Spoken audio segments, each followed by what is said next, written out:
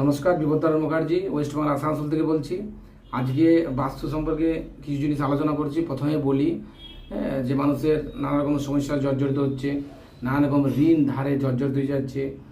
ছেলের আপনার পড়াশোনা হচ্ছে না, ছেলে হয়তো আপনার ভালো চাকরি বাকরি পাচ্ছে না, মেয়ের বিবাহ লাগছে না, ছেলে নানা রকমের খারাপ দিকে চলে যাচ্ছে। এগুলো মেন সমস্যা যেটা আছে আপনার বাস্তু রিফ্লেক্টেডের জন্য হচ্ছে।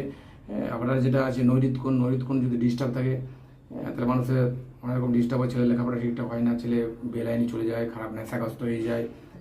রাহু যেটা প্রতিদিন খারাপ হলে একটা ফিক্স পয়সা যেটা আছে অটোমেটিক বেরিয়ে যায়। ঘরে একদম সাংঘাতিক রকমের আপনার খরচা হয়। আবার ঈশান কোনো যদি ফল্ট থাকে তাহলে মানুষের রোগ ব্যাধি তো হতেই থাকে। অগ্নি কোনো যদি আপনার জলের লাইন হয় তাহলে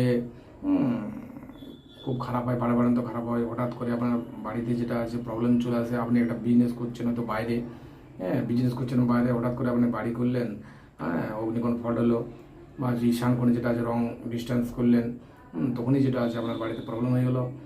বিজনেসও বাস্তু প্রবলেম জন্য আপনার বিজনেসও মার্কেটে থাকলো, নানা রকমের ঋণ ধারে জর্জরিত হতে লাগলেন। তো সুতরাং বাড়ি যখনই বানাবেন তখন অবশ্যই সব কিছু জেনে বাস্তুবিদকে দেখিয়ে বানানোটাই সবচেয়ে বেটার। নমস্কার, ধন্যবাদ। এর পরের ভিডিওতে আবার কিছু আলোচনা করবো। নমস্কার।